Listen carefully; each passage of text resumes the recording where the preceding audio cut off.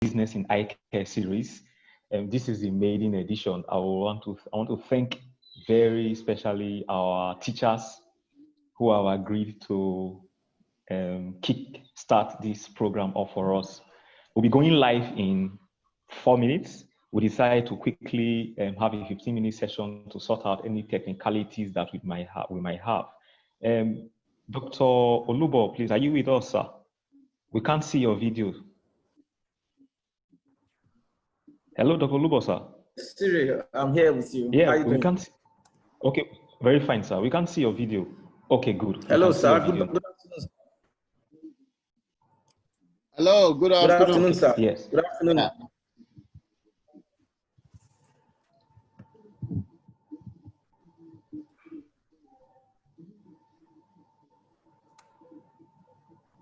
Dr. Ide, good afternoon. Okay. Good to see you, ma. Dr. Idema, your mic is mute. Your mic is on mute. Dr. Bature. I've done that. Dr. Bature, could you unmute all panelists, please? Yeah, all are unmuted. Dr. Bature, are you with us? Yes, all are unmuted. Yes, please unmute all panelists. Yeah. Thank you very much. So Dr. Bature is standing in as host for the YOF.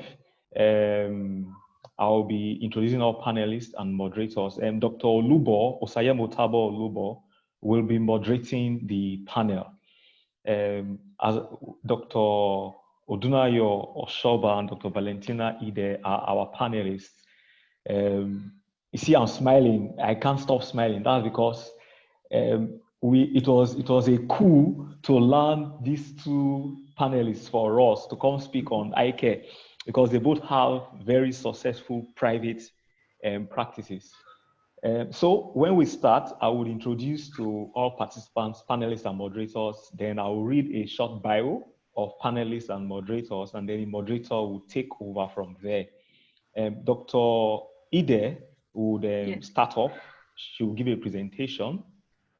Then Dr. Oshoba will also give his presentation.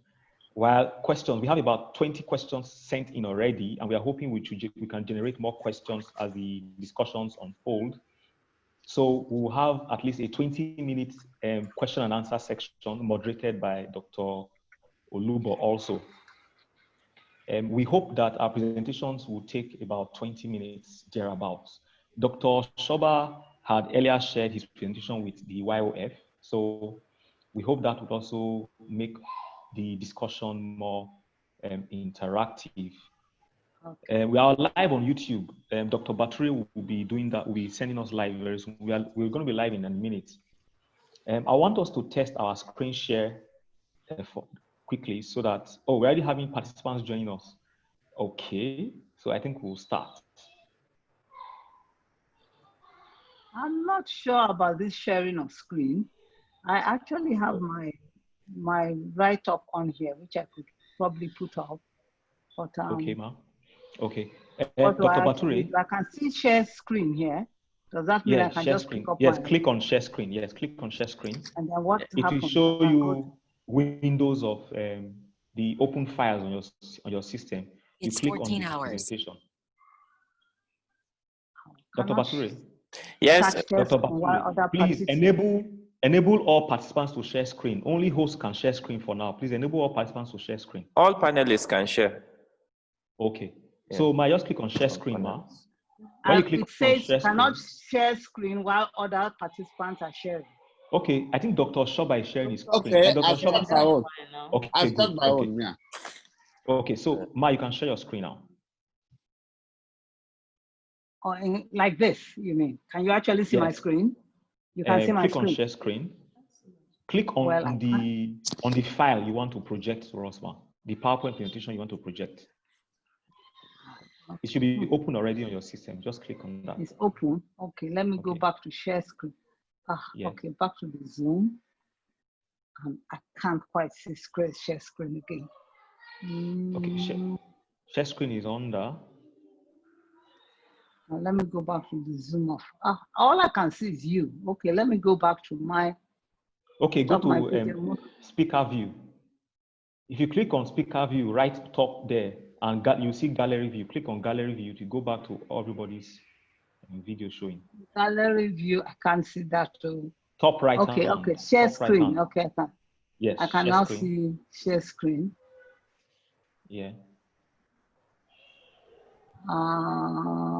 Okay.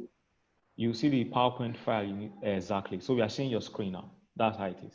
Okay. Okay. Yes. Okay. All right. All right. All right. Also, everything I'm putting on. Yeah, we'll see it. Okay. Okay. Okay. So, Dr. Bature. Yes. Please leave yourself unmuted so you can speak quickly. Okay. Can we go live now? I want to start. Okay. I will chat you up. I will chat you up. Okay, go. Okay, no problem. But can we start? Yes, Dr. we can Bature. start. We can start. All right, good. All right.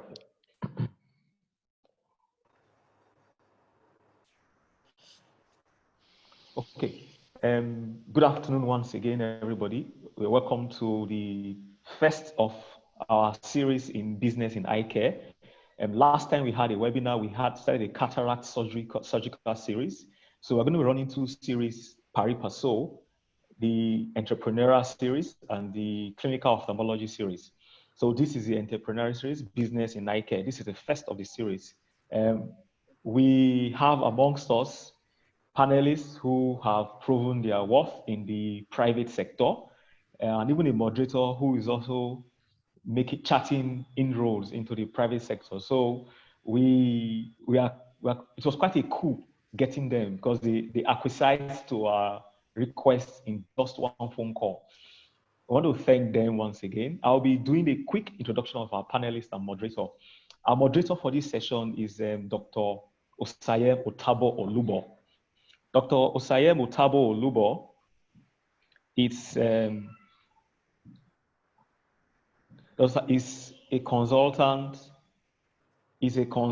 ophthalmologist, vitreoretinal surgeon, and phaco surgeon at the University of Benin Teaching Hospital. His residency was done in the Department of Ophthalmology of same hospital. He's also a fellow of a vitreoretina of the Isfahani Islamia Eye Institute in Dhaka, Bangladesh. He ran a successful one-year fellowship in vitreoretinal surgery and phaco surgery.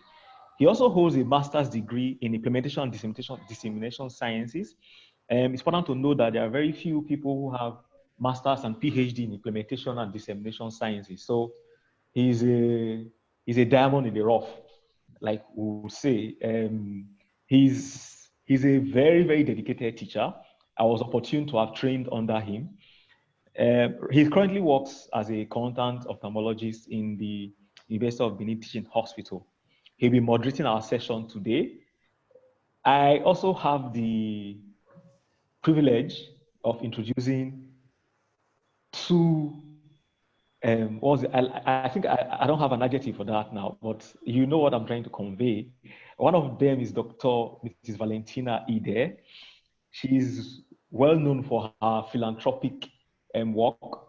The OSN had honored her on numerous occasions for that, specifically that.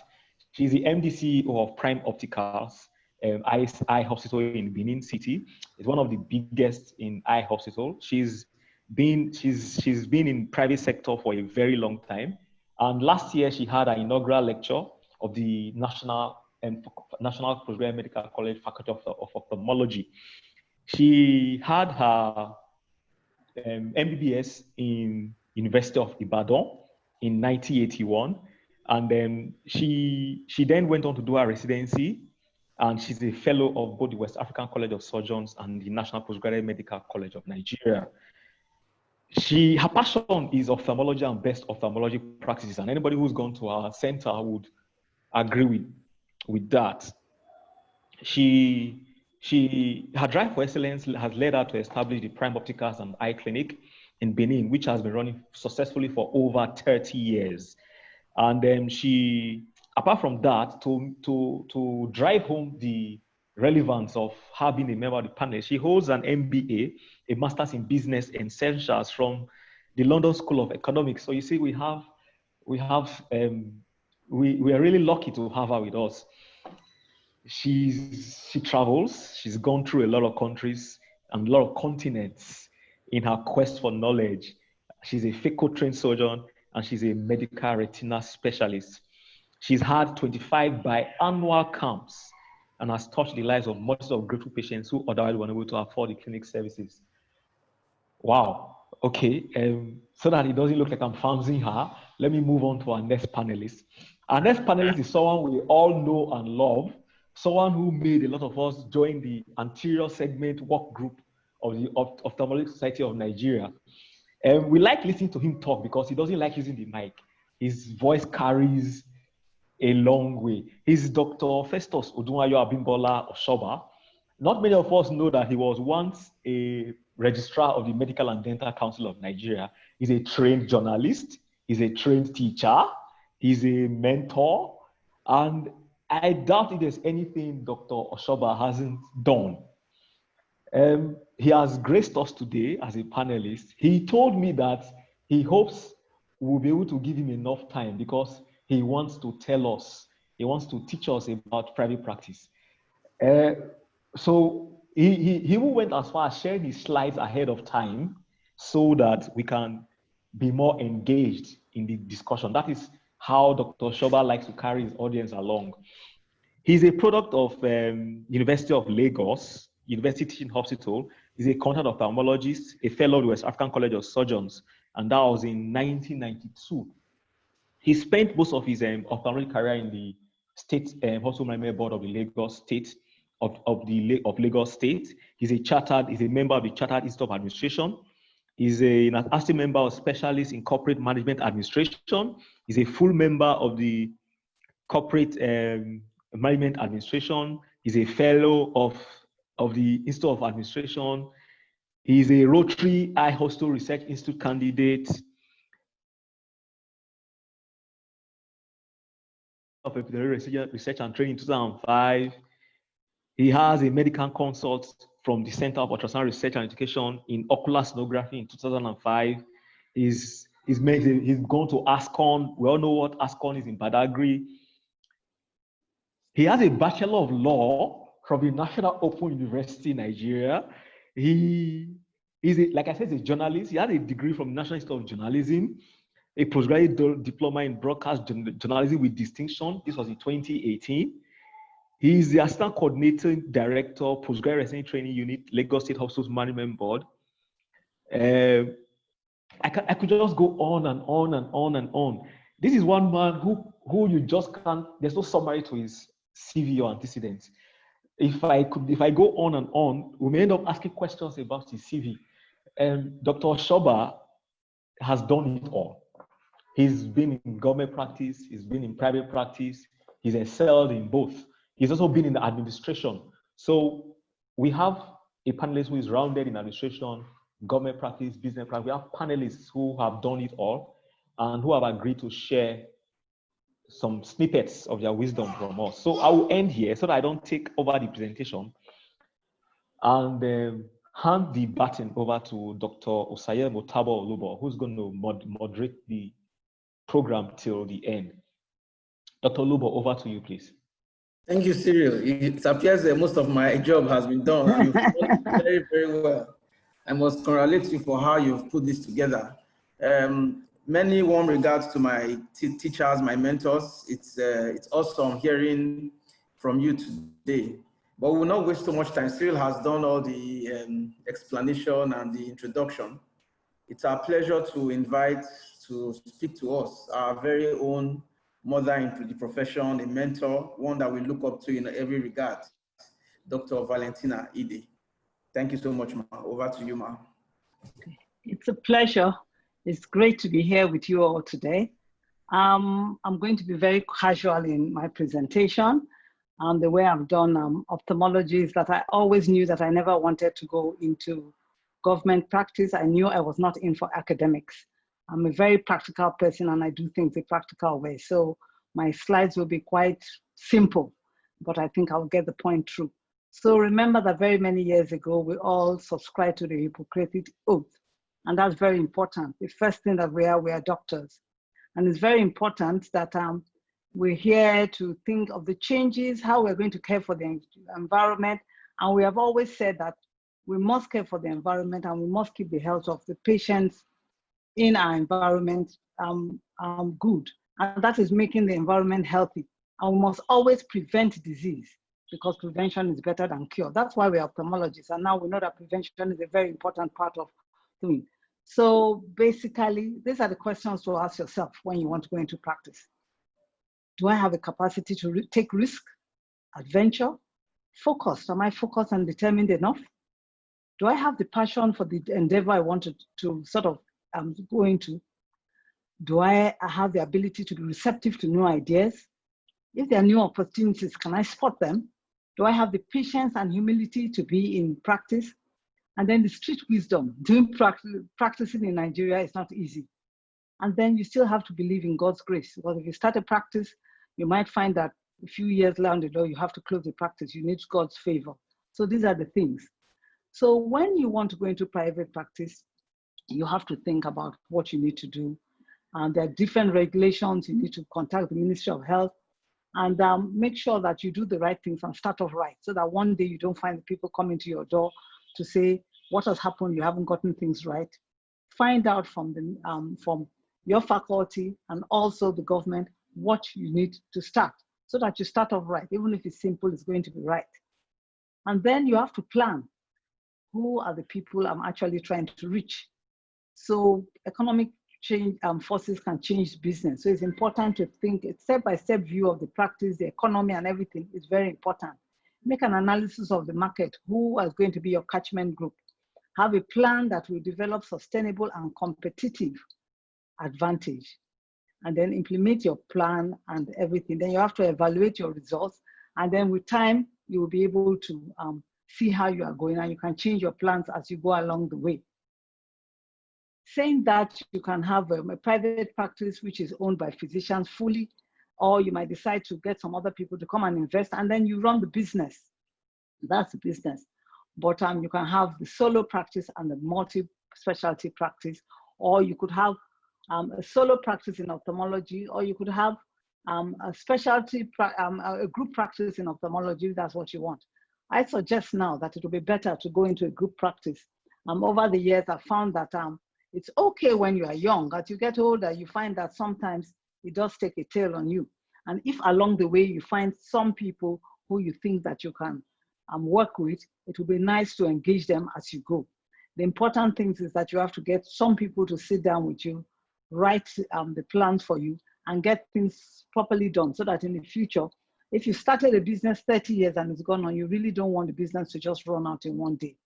So in a rural area, you might think of a solo practice, but now in a big city, I think it will be a good thing to have a group practice. Sorry about that. So there's always the thing about how many people you are going to deal with in terms of staff, and then you have to have another administrative part of the business. It's interesting to note that with a group practice, these are the advantages. You have financial stability, there are more benefits to the employees, more physicians in the business will mean that you don't have to work so hard. You can have flexibility to your hours. If you're doing a solo practice, you might have to be there all day, more people to take calls, but then sometimes you might have inter-office conflict. You might start off with somebody you thought was at school with you, and then later on you find that you can't, and then you have to break up the business. That will really be very difficult for you. So it has its advantages and its disadvantages. So who are the people, if you want to start a group practice, will be with friends, colleagues, or classmates. Team up with people that you really know. And usually you always think that by the time you want to start off your practice, you might have, if you're a woman, for example, you might have finished your family, because if you have to take breaks, if you are running a solo practice and you actually have to take breaks to have a baby or something like that, it might be very difficult to run the practice. So you know that we have all sorts of people. We have now clinical nurses, clinical things. It's very important that we gear up and we be ready, because all these people don't want us to go into practice and have a little pharmacy and all. So we must start things right and do things right from the beginning so that we don't run into trouble. We know that the shop attendant is very ready to take our business off us. If a person has an injury now, they first go to the chemist because they think it's cheaper. So we have to make sure that we are there for them. We keep our prices simple so that they might be also able to benefit for us. Where do we get the monies to start off? From loans. It might be from savings or Osusu. Osusu is the local monthly thing, which I've done for very many years. In the early days, it helped me buy whatever I need in my home. Family support, I think, goes a long way. Your family can bring cash that you might need. The banks, they always request collaterals. Even now that we hear that there's a lot of money for the health sector, which they can give in loans, they're still wanting some collaterals of some sort. The Bank of Industry too have some good proposals. If you have a group practice, they are more likely to respond to you quickly instead of a solo practice. So it's important that if you think you want to go into practice, you should start with savings scheme of some sort. Even in a group practice, people are required to bring money in to start the practice. Location is so important. It's very key depending on what you want to do. And you must keep your location good on the main road, a road which is easy for people to reach. If there's a problem, the road should be nice and tarred if possible, because if you have to describe it and you say off Airport Road, turn to the left, turn to the right with so many drawings, it might be difficult for people to get there. So if you are renting a building, get a good lease. You don't want to start after the first year when your business goes on. People will think that they want you to increase the rent, and then you might have some problems with that. So think of a property that you can buy eventually. I think from the beginning, you think about that. You can buy a property or think about getting a building done somehow. There are minimum clinical equipment that you will need if you are running a practice. I remember many years ago when I wanted to start, I was told by a diplomat who had actually trained abroad that if you're not a good doctor, you would need a slit lamp. And I was urging my husband that the most important instrument I needed was a slit lamp. And when a senior colleague says that, it doesn't help. But the important thing is that you must have the minimum basics to do a good job and give your patient the best. So you have to invest in the minimum basics, and then you add more things as you go along. A slit lamp is actually the most basic thing you need apart from your ophthalmoscope. It's just so important. But like I say, I had to convince my husband that this slit lamp was the most important thing after somebody else had said something else. And then you have non-clinical equipment that you need. Reception, staff who are very courteous. You have TVs, you have to tell them what channels you want. Otherwise, you find that sometimes they have embarrassing channels for them. What I do in my place is to tell them what channels, what time. You know what I mean? Papers and magazines should be available for patients, provide water for that. And emergency treatment, if people cannot wait in your clinic, you should be able to give them something like you can pay a bit more and see the doctor quickly, you don't have to wait. And then have a welcome inside with all the services you provide. Have a wheelchair for those who need it. Like signs to let the patients know in your clinic where they should go, and don't let patients wait unnecessarily. For those who you know are very anxious, have a system where they can call in and make appointments. With COVID now in these days, one doesn't go to the clinic for early. So I don't attend very early, and those who want to see me have to make an appointment. We just give them appointment time. It makes it convenient for the patient. You need to hire some things eventually. I think when we started off, there were only 3 of us. I had done almost 15, 20 years in practice before I started paying myself. But this takes time. You have to have somebody to help you run the day-to-day activities, who will help you run leave for staff, rosters for nurses or holidays. Otherwise, they all suddenly turn up sick when they have something to do, fines if they don't come on time.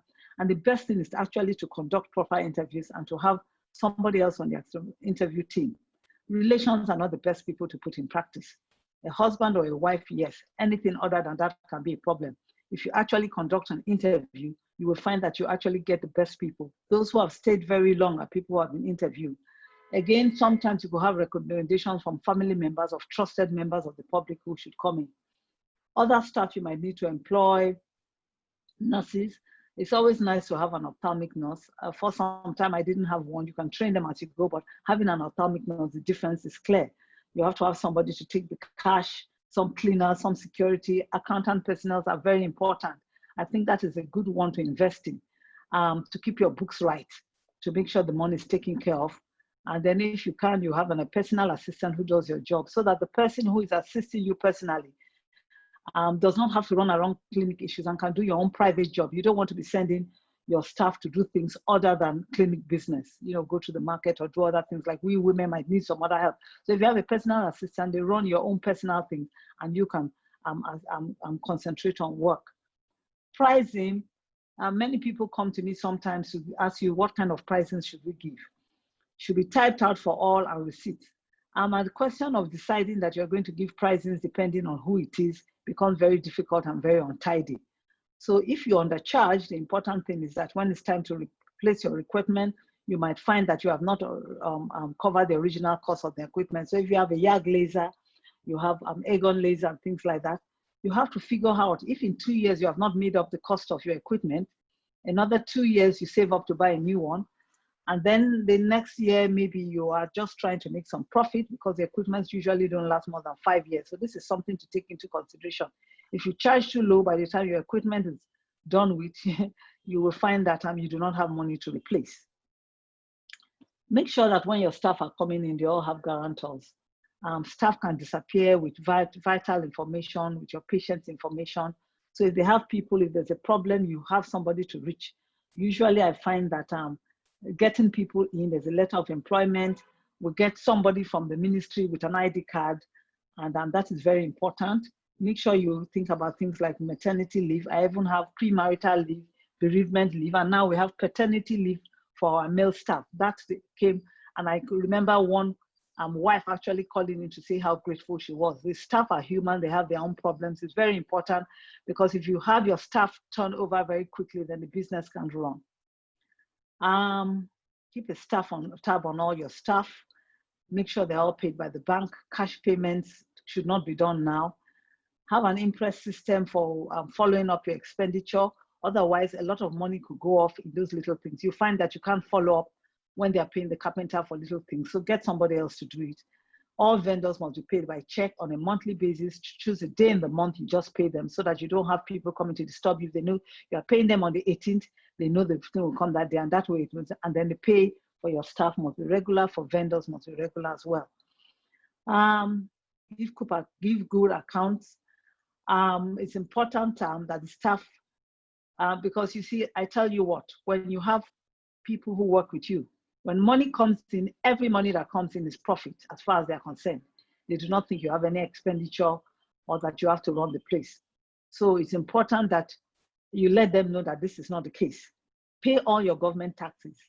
I have a staff of over 40 now. I have to pay for the National Social Insurance Scheme. I have the pensions that you have to pay. And with the pension scheme, you pay 8%. The staff pays 8%, you have to pay 12%. That is very important because if the people think they have job security, then they are going to stay. I also now recently started a life insurance scheme, which you can have a group life insurance scheme, which I make sure that every 6 months I update, because when staff leave you don't want the staff to be on the scheme and a new staff comes on. That's important for the people to feel that there's some job security. We are not government, but we should give them something to make them feel that, join your local group of your association of general medical practitioners. They're helpful when the government come around with some vital issues. And like I say, a medical insurance cover to make sure that if there's any problems, you have cover to help you pay out obligations to staff, not to staff, to clients who might not be very happy. I also encourage my staff to have a savings scheme in the clinic, which is 6 monthly or 12 monthly, and then they can get a loan. If you want a loan and you are part of the social scheme, we can give you a loan. We have a meeting with staff each Friday, and these meetings is just to let them know what is happening and also improve their clinical knowledge of things that you are doing.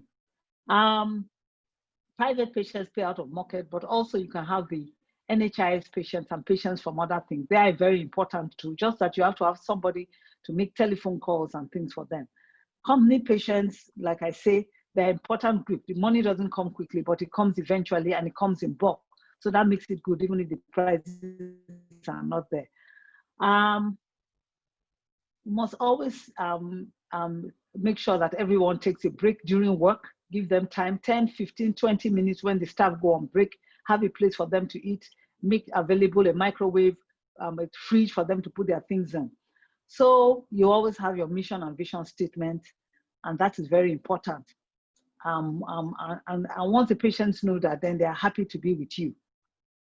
And then you always continually evaluate the practice, what you can do to improve, get feedback from your staff, have an email address for patients, and sometimes they fill in forms to tell you what you have done wrong. When patients complain, they come back to you, and that's important. Review your account sheets from time to time to make sure that you are not making losses.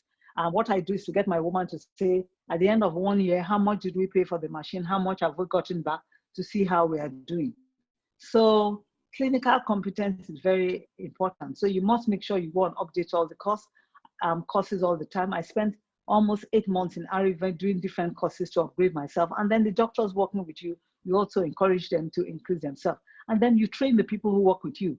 If you have a microscope, you can actually train people to improve their skills. You have a microscope with a teaching assistant or a screen, you can help those who are with you.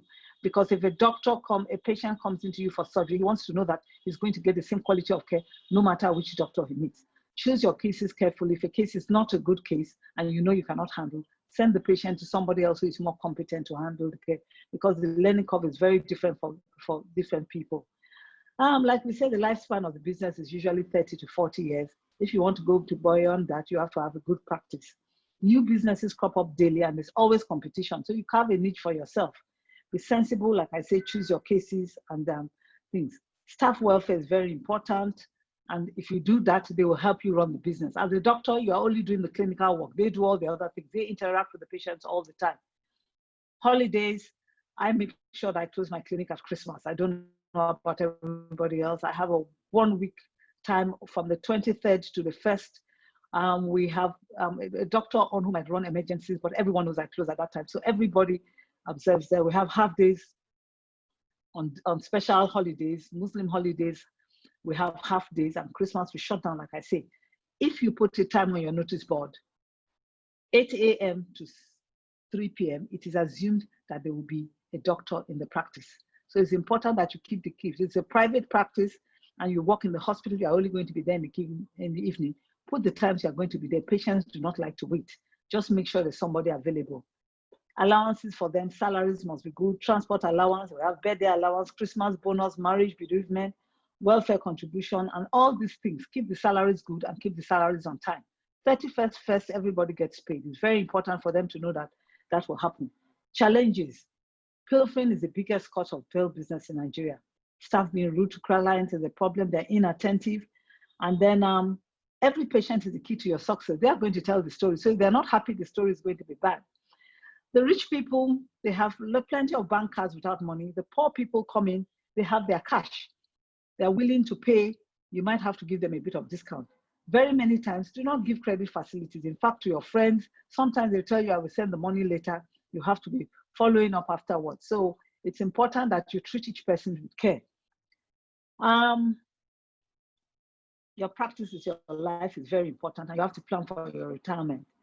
I think one of the important things is just to tell you about Prime Opticals. We started off in a small building, and after going to Arriva, I realized that we were losing a lot of patients because they couldn't afford to pay. So we started what we called the Prime Opticals Eye Camp. It's twice a year, 1 week advance time when we have free consultations for all. We run it, we have free consultations for all who come into the clinic, and then we have discounted surgeries for all, maybe 60%. We do free surgeries for indigent patients. We had stayed in this building that I'm showing up for 27 years. We were hoping to buy it. One day we got a letter and they just said, we want to sell. We were very pleased. But suddenly we found that the pricing was so ridiculous that we might have gotten a new place. To God be the glory, we were able to, through some savings and family, not friends, buy something else and move into a new place. That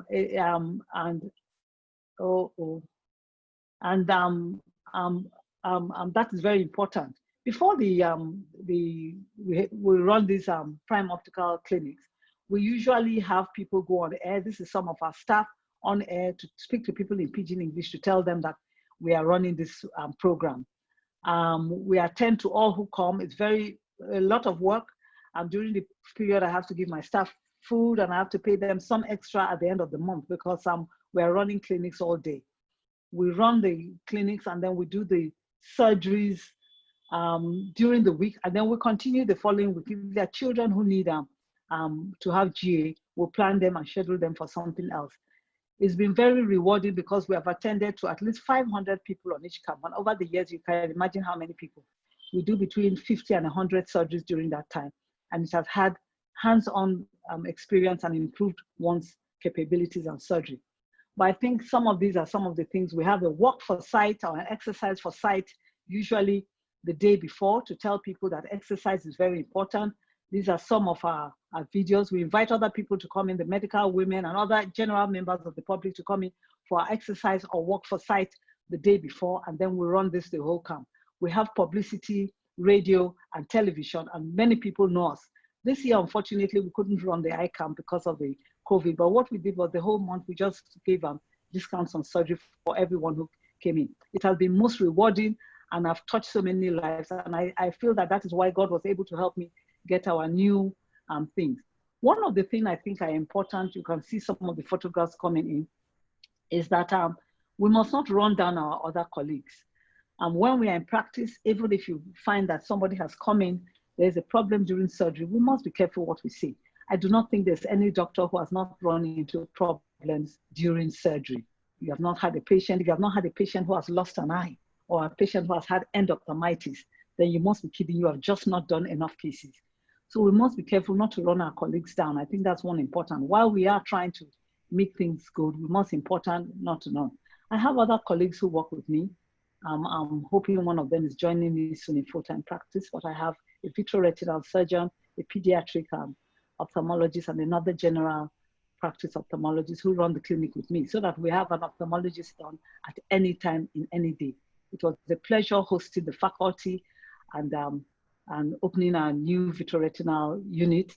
We have started our vitreoretinal things, and I'm glad that some of the young doctors they are doing a lot of work and making the name of the clinic go further. I'm not doing that much work anymore, and they are taking the front. I just make sure that I provide the cash and provide the instruments, and they are doing the work.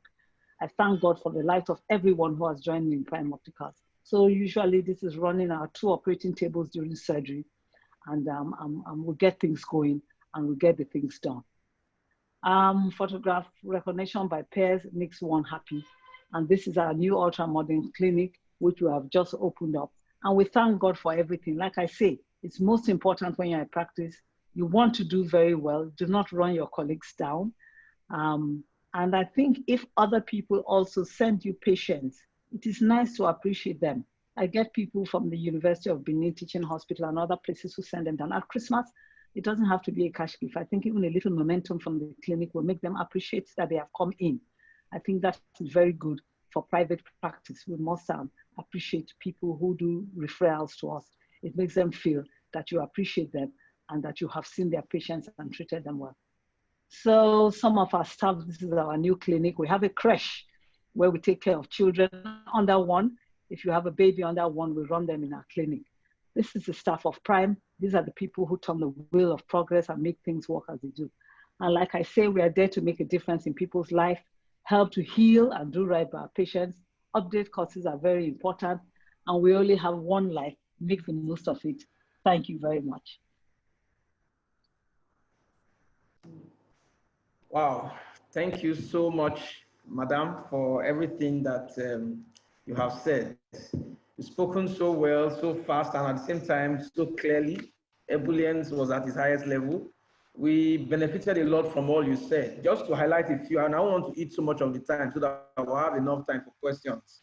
But Madam talked a lot about starting properly with the government and other agencies. She talked about the importance of some financial acumen and probably investing in someone who can help put the books together for the finances.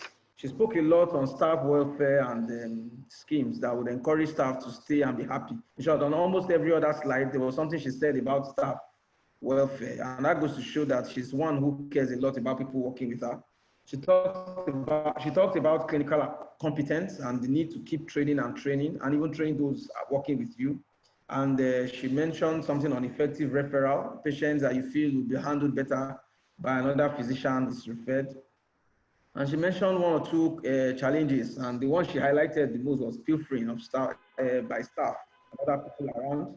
She talked a lot on commitments, and she spoke very well on the outreaches which she has been doing for many years and has increased the capacity of her practice and even her capabilities in surgery by doing the many surgeries that she's able to do every year.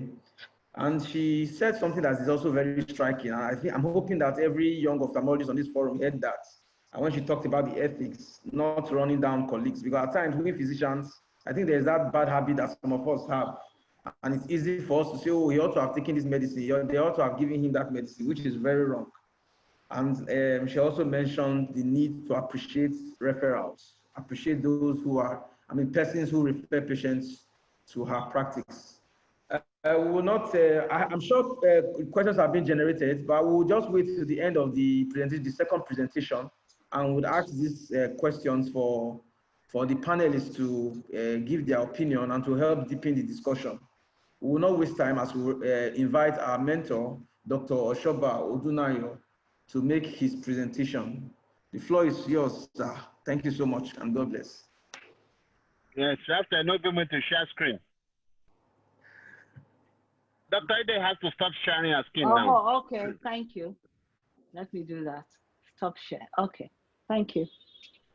Yes. Pleasure.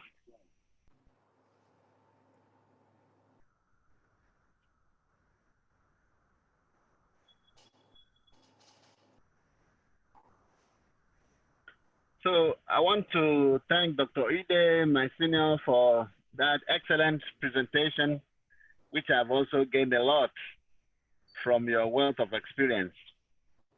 I have about 20 years in private practice, and it was good that she opened the floor. I will not repeat a lot of the things that she has said, and I will try as much as possible to make sure that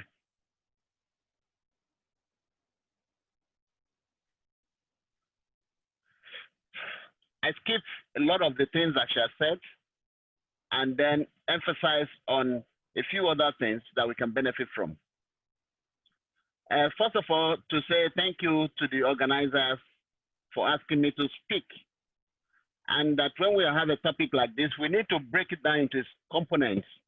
Building, the art of assembly materials into a structure. Success depends on how you define it. Could it be achievement of an action within a prescribed period of time or completing an objective? And it depends on really the way you provide it, you define it, and what success means to you. Business, what is it? Coming together to achieve goals and objectives, and using people to do things for a particular purpose. We need money, materials, and manpower to achieve it. We need to know that the global healthcare market is large. In 2017, it was about $11 trillion. And the Nigerian global healthcare market is also big. In 2015, we spent about $35 billion on healthcare. Some countries are spending more money on healthcare than others. The key thing to know about the drivers of the Nigerian healthcare market, the fact that most of the infrastructure is in the urban areas. The private health sector is fragmented. Most hospitals have less than 10 beds. And we have this medical tourism. People going abroad to have leisure, to have things done. And that we should know that a hospital, a core hospital, is the only health services provider that is listed on the Nigerian Stock Exchange. I hope that one day Prime Optical and maybe LabChem and others will be listed as well. And we spent more than $1 billion on these services. Healthcare providers are concentrated mostly in the urban areas. And when we are talking about business and eye care, we are talking about having a strategy, a plan, as if we are going to war. The economics, the structure, operations, financing, marketing, accounting, analytics. We need to really know about this Porter's 5 forces by this professor of the Harvard Business School in 1979. He identified 5 forces that make up competitive environment, which can erode profitability. So here we are talking about having a business with which you can make profits. So what are the things that are going to enable you to achieve your profit goals? Competitive rivalry. How many ophthalmologists are being produced yearly? How many are in government? How many are in private? How many are doing the two together? So that is important. The suppliers, in the past, this used to be things from America, from Britain, which are expensive. Now we can get cheaper things from China and India. The people who are going to buy, if you're going to charge for your cataract surgery, the amount you charge in Lagos will surely be different from Ibadan and even the rural areas. And then we have to, she mentioned about trust of substitution. People going to the pharmacy, to other charlatans and other people, and they are substitutes to what you do. And then how many people are going into the practice? We now have investors who are non-doctors who are doing eye hospitals and eye clinics in Nigeria. So the important thing is to know that there is competition and that the competition can reduce your profitability and you need to be aware of it. So as far as the hospital industry is concerned, the supplier power, for example, how is it to get doctors, nurses into your practice? How is it for people to establish new eye clinics? What are the substitutes in terms of drugs and things and methodology that's available? How much can the patient pay? Here we look at also, as she mentioned and emphasized, we look at the issue of the insurance. So if you have insurance, of course it helps you. So whether you make profit or not, depending on the review of substitutes and entrants, the suppliers, the buyer power, the rivalry that is generated, and the government regulations, as you mentioned, you have to be registered with the local health regulatory bodies, the NAV, the Medical and Dental Council of Nigeria and others. And also you must have an insurance.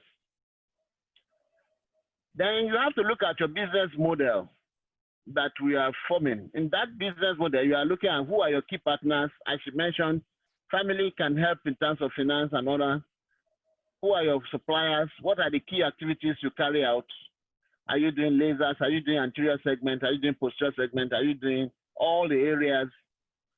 And what is the kind of value proposition that you want to offer? What is going to make you distinct from the other eye clinics that are available? What customer relations do you have that will make the patient want to come back again? Customer segments, what are the key resources that you have in terms of personnel? Your distribution channels, your cost structure, how much does it cost to pay your staff to get equipment? Are you able to recover your cost? What is your revenue stream like? And then your hospital operation, you need to be able to time it and say, when does the patient arrive? What's the test being done? In our hospital, when you come in, we actually record the time, and we record the time it takes you to do all the tests and see the consultation and exit. And then also it's good to provide a feedback, maybe in terms of questioning, or you can have it computerized. We have SurveyMonkey. You can use to see whether you have satisfied patients or you have areas of improvement. And also, you also, through this, you will be able to know, sometimes you have difficult patients and how do you manage them, and then you train and retrain your staff. You need to say, what is your vision? For example, she shared with us the vision of Prime Optica. A vision is a dream. So today I was listening to the television, and one of our colleagues, Dr. Brent Ojeako, who is an orthopedic surgeon and fellow of the West African College of Surgeons, actually is now, has been in oil business for some time. He's the co-founder of Seplat, and is talking big business, and they're talking about giving back to the society. So everything in life depends on your vision, on the kind of dream. If you have the dream, then you can make it happen. And then let's look at this, just watch this video.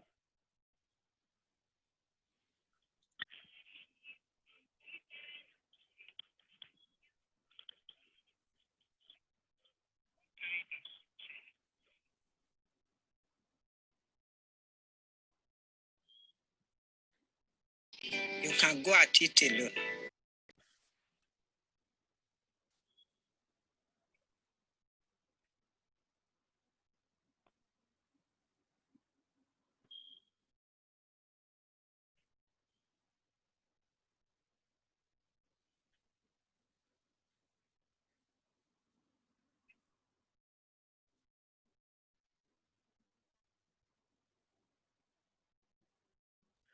So the truth is that if your vision is small, then you alone can achieve it. But if it's big enough, you need to recruit people to help you to achieve it.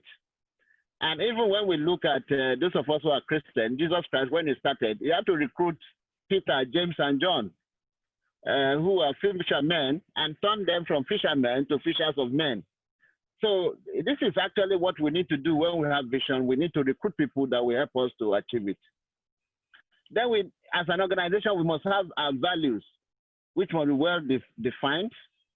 We must also define our mission statement, state it very clearly, because if it's not stated, then it will be difficult to share it with others. If you have a vision, the only way you can achieve it is that other people also can see the vision, can feel it, and feel committed to achieve it. So also the mission statement is telling you how you're going to be able to achieve it and what kind of value value proposition are you giving your potential customers. And whatever it is, Dr. Ede emphasized that your vision statement, mission statement, value statement should be clear, it should be vivid, it should be engaging, it should be realistic. We have talked about starting a healthcare business, and she actually described that a lot for us. Nobody can really tell you what to do, what not to do, but it depends on your vision. You may decide to go it alone, you may hire a consultant, you may do a feasibility studies, you might ask yourself, how are you going to get the money? For example, what is your plan? Do you want to start a teaching hospital, or is it just for what do you want to do? So do you want to get a loan? Your equipment, you need to find out where you're going to get them, at what cost, is it competitive? How do you start your practice? And what are the options? What kind of practice management are you going to have? These days, we have software, hospital manager software that can help you so that where your patient comes in, they are captured on the computer, and then when they come again, even if they don't bring their car, you can use the computer so you have electronic medical records. You have a lot of software that you can use, and you have to decide. Maybe you start lean, as you said, and then plan to improve as time goes on.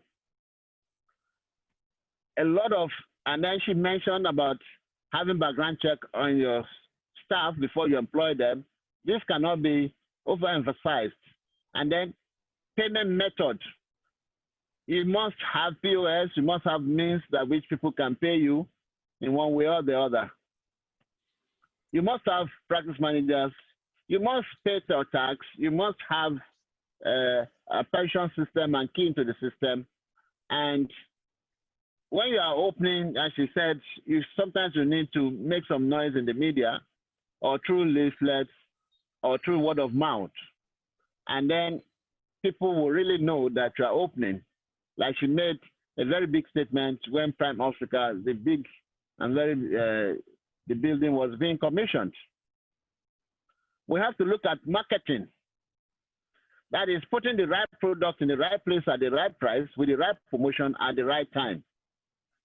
In the past, we talk about traditional 4 Ps, but now when we're talking about marketing, we are talking about the product we are marketing. For example, if it's cataract surgery, You know, what is the price? The place where you are doing it, how accessible is it? Those who have come there before and have benefited, do they by word of mouth promote you? Cleanliness and creativity, the people, courtesy, competence, empathy. And you have to position yourself and find out what share of the market are you taking where you are. It's important, as she mentioned, that we must all know about the product life cycle management. Healthcare is a service, it's a product. Every product is born, it grows, and then reaches maturity, declines, and dies. Researchers have shown that whereas human beings live up to 80 years or so, most businesses actually die by the age of 40. So we have to know the product life cycle. When you are bringing a product, you need offices, equipment, so the product is high, the cost is high, and you don't have so much sales. Then you are growing, you have economies of scale. Then by the time you mature, you are making profit. She said that it took a long time before she started paying herself. And then you reach maturity, and then unless you innovate, you begin to decline. Because why do you decline? She said that she's not doing a lot of the work. You age yourself. So unless you innovate, get other people to buy into the vision, recruit more people, and let more people share in it, then it might be the product might actually die with time. And you know that in the past, we have had so many hospitals, so many eye clinics.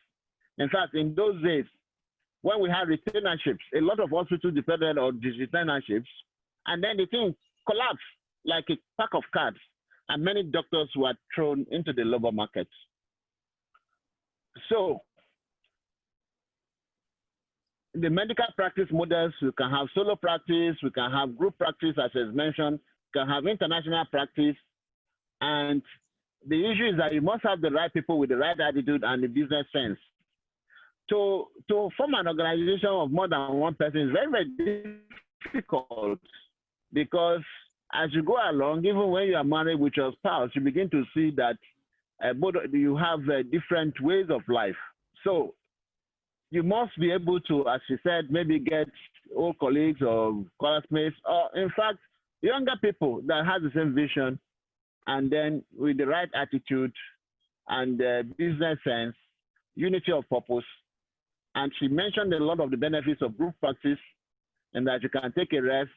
Unlike when you are the solo person, you have to do you have to get insurance. And we listed the advantages of a group integration, which you must give quality service. You must know about the stakeholders that you have.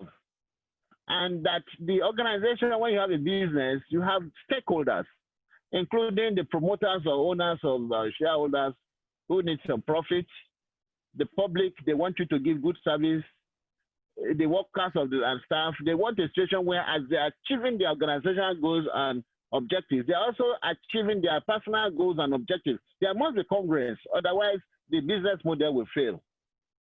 We have creditors. You must build yourself to a level in which people can give you equipment. Nowadays, you can even negotiate and say, okay, as people come and use the equipment and they pay over a period of 5 years, then you can pay through. But the issue is that you will also have debtors. How to manage your debtors is very important. For us, we have had to actually get lawyers to recover our debts from some people after some years. You must also make sure that you comply with the government regulations. You belong to the Guild of Medical Directors, of which are vice president, or the Association of Medical Practitioners, General Practice Practitioners. The Guild of Medical Directors means that you own your own hospital. So once you own, then you should come and join the Guild of Medical Directors, because then you are having medical directors meeting and sharing experiences and then getting better all the time. You must have a lot of advisors. You must plan. And that is, you have to be aware of opportunities. What are your objectives? Generate alternatives. Select best course of action. Most of the time, before I take any decision, I make sure that we have a meeting. We discuss about it. We look for alternatives. You do a SWOT analysis. What are your strengths, your weaknesses, opportunities, and threats? In fact, you can also do a pest analysis, you know, the political, environmental, economic state, because government policies can affect you either positively or negatively. You must also be able to, like, success, actually, to be a successful professional, you need to get skills. Also, to be able to make profit, you have to learn how to make money. And something has been well emphasized here. Dr. Ide has a master's degree in business administration, so that apart from learning the skill of how to remove cataracts, you must learn and have information about how to make money, because money making itself is a profession. You need to know about organizing. How do you organize a place? Through departmentation, how to staff. For example, now, in our own hospital, the way we do is that if we need staff, you can recruit staff through the internet. There are places you can place your advert, and you get a lot of people coming in. And when people come in from outside and you choose them based on their competence, it makes them to be more committed. The other thing is that when you are giving them a letter of employment, you need to state the conditions. For example, in my own, we say that theft, indiscipline, and so on will lead to termination. Each party reserves the right to give 1 month notice or 1 month in advance. So again, when you are staffing, you need to do a job analysis. What is this person going to do? What is it bringing to the table? Good job description, job specification. So I did a master's in public administration at the University of Lagos, as well as did my training in also business administration. So when you have the two working for you, then it helps you to make decisions. And then, of course, all of us are businessmen. We can see that people sell spare parts. They didn't go to any school. But the thing is that when you learn about it, when you are doing things, even when you make a mistake, you'll be able to identify it. You'll be able to compartmentalize this and be able to see that, oh, this is why this is happening. And this really is important. You need to recruit properly, and you need to have total quality management. Quality has been defined as the ability to do things right the first time and to do it better the next time. You must have total quality management in which the management and everyone is committed to plan, to direct, to act, to check, to review, to train, to ensure employee empowerment and fact-based decision making. The other thing that is trending is about the learning organization. Peter Senge is a leading writer in the area of learning organization. He wrote a book, The Fifth Discipline, The Art and Practice of the Learning Organization, Strategies and Tools for Building a Learning Organization. And why did I have to talk about this? The issue is that most organizations, most businesses will die by age 40. Those who do not die, why is it that they do not die? Peter Senge studied these organizations in the US and all over the world and found out that the organizations that live beyond 40 years are organizations that can be described as learning organizations. What are the components of the learning organization? They include system thinking, the ability to see the big picture, to distinguish patterns, to conceptualize change, and to see that your practice is an interrelated organism, and everybody must key into it. There must be personal mastery, both of the skills, statistical skill, administrative skill, accounting skills. If you don't know about accounting, when your accountant gives you something, you don't look at it. Even when all the money has been stolen, you'll not be able to identify it. I did accounting to a high level, so that many times I have to tell my accountant what to do. There's no thing you can do that will be holding to me. I can smell it when something is going to go wrong. So we need to do this. Apart from this, we now have accounting software. In my own organization, we just got some accounting software.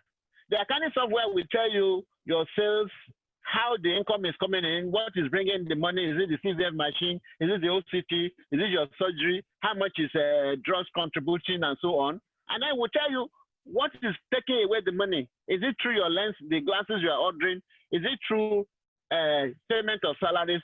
Is it through fuel and other things? So that at a glance, you'll be able to see, and then you'll be able to also see your taxes and other things, statements, and then what profit are you making, and is it sustainable? So mental models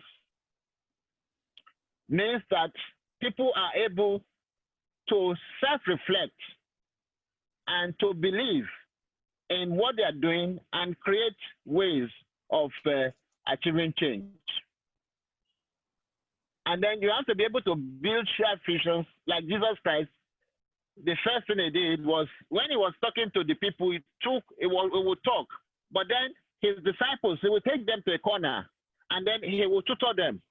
So, and that's what Dr. Ide was talking about, that every week we need to have meetings, we need to have reviews so that the organization can be better. There must be team learning so that the organization have learned from its mistakes.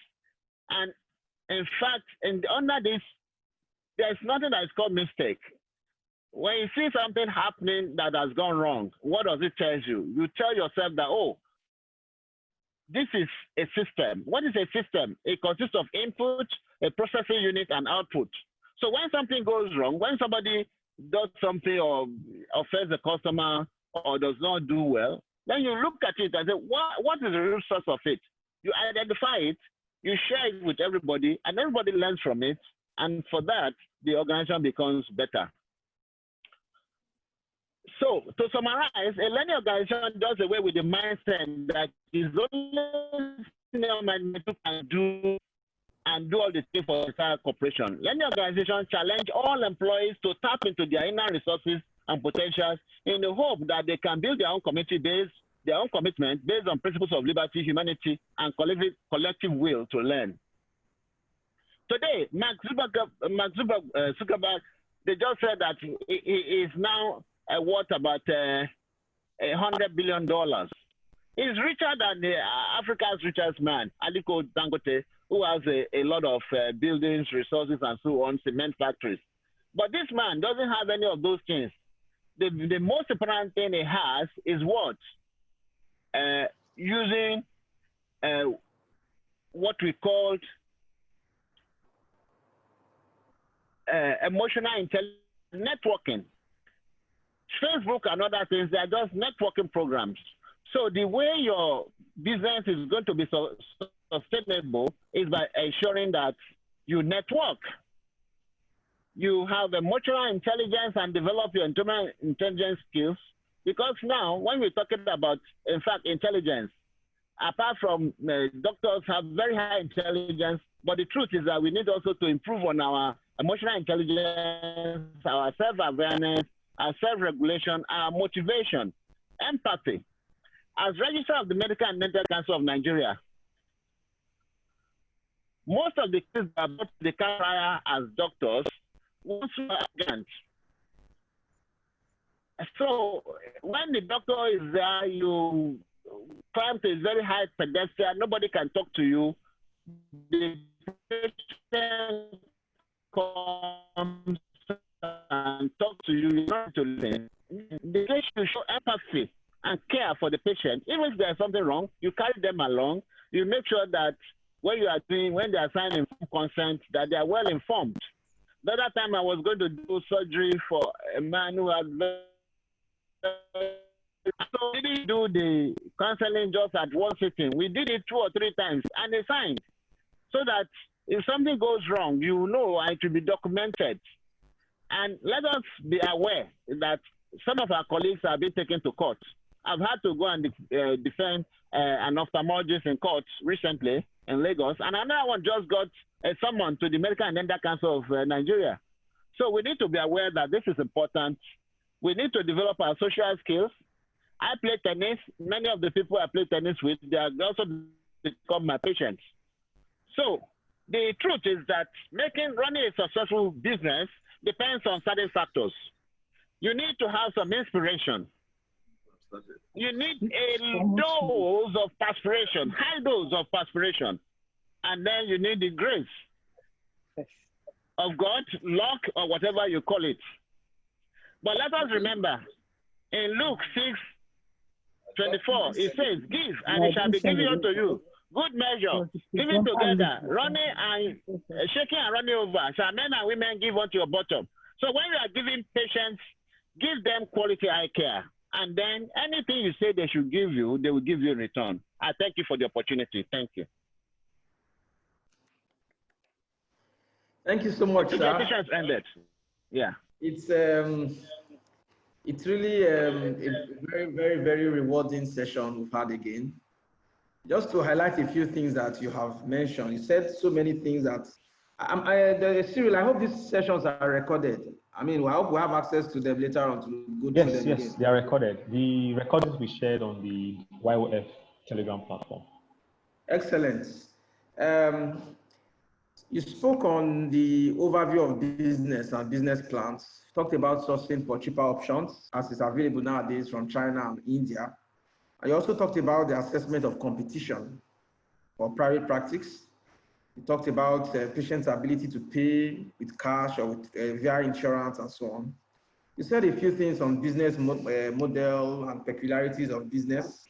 You talked about cost structure, and you spoke a lot again on vision and how to recruit persons to key into your vision. Again, you spoke on managing debtors and creditors. You talked about the SWOT analysis in building a business model. You talked about the importance to learn how to make money, proper staffing modalities, total quality management. But I like the way you rounded up your discussion and you went into something that I think that every ophthalmologist should pay attention to. You talked about the importance of networking, emotional intelligence, self-awareness, self-motivation, empathy, and development of social skills. And you concluded by saying that every ophthalmologist going into private practice requires a substantial dose of inspiration, aspiration, grace of God, and the principle of giving and receiving. Thank you so very much, sir. Some questions have been asked already, have been sent already ahead of time. And in the course of the presentation of by the discussants, we'll find that many of the questions have been attempted or have been discussed already. So we will not go through all of them. I have 15 of them here. It may not be wise to go through all of them, but I probably will just pick out a few that I think probably need to say one or two things on. Now, someone asked, now, sorry. Now, someone asked, how do you set up a group practice? Now, if we could make it a bit more practical, from your experience and from, you've been in practice for over 30 years for Madam and for over 20 years for Sir. I would like to know your opinion on how to set up a group practice in contemporary times. Oh, well, can I speak? Yes, okay, in group practice, first of all, I think that if you want to go with somebody in a group practice, the first thing is that you have to work with the person first. So you can't just say, I see an ophthalmologist and I want to pick on the person. I think the person would have had to work with you for some time. And then you will find out that you are compatible. At that time, you will actually have to get lawyers to sit down with you and you first of all decide on what you want. It means that your facility has to be a limited liability one. And then you decide how much in shares you want to give to whoever it is.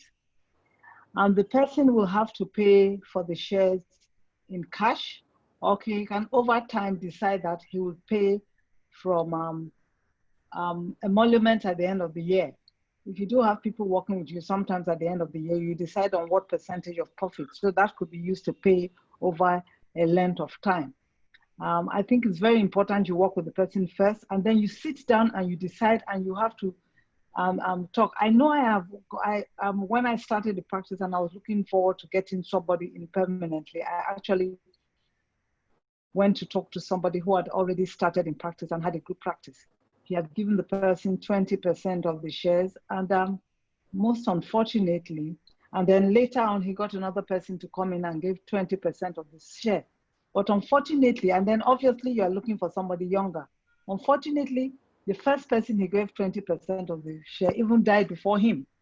So that became a bit of a problem. But since they had their share dividend, they were able to sort out the thing. So I think it's somebody who would have worked with you first, and then you have to sit down with the lawyers and get things done. It will never be perfectly perfect, but at least if you have something to work in. And I think you as the person who started has to be able to want to give. You have to let go of maybe being in charge of everything. It means letting go of your finances and being able to let go of some of the things. But that's the only way to make more money. It's difficult, but it is something that you have to do. And like I say, you have to get the lawyers, and then you sit down together with the person first and discuss, what is it that you think you want? What do you think you can bring in? And I think that's the way to go about it. But like I say, you have to work together for some time before you actually put it down on paper and sign. Except if from the beginning, you are starting off together. That is a different kettle of fish. Thank you so much, ma'am. I don't know if Dr. Shoba has anything to say, sir. Yes, I can say a lot about this one. First of all, I will talk about the successes and the failures. Dr. Ajayi and others started the old group in Ibadan, but at the end of the day, it didn't work. I'm also aware that Dr.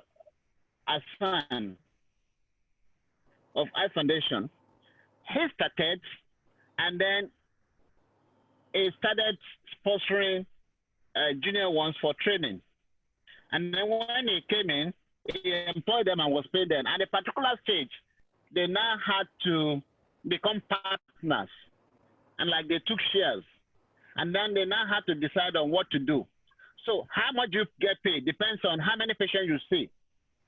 So if you see 10 patients, you are paid on 10 patients. If you travel and you are not there, you will not be paid.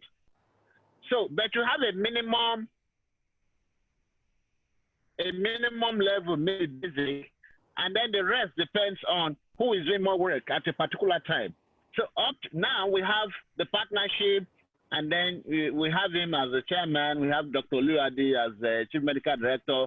He has various departments and recruited so many other people. So that those ones, they come in as a partnership, and then they now decide, okay, this is where you come in, this is the shares you have. Do you have some other income or whatever to put in? And that model is working. And part of the thing he also did was to put the place as a training center. When you have a vision of having a training center, then you have people who are coming out, and when they come out, some of them will like to join you if you have a good plan and prospect. So that one has gone on. I will also tell you the example of a co-hospital, Enele, Kuku, and Obiora. That is the co-hospital. It's still existing today. It's just there today. They reach their peak. Now they're declining. There's a lot of competition. But that is the only one that is on the stock exchange because they run it as a business. And also, when they got to stage, going public also means that you now see that if you want to go to the next level, the amount of money you have is not enough for you to realize that vision.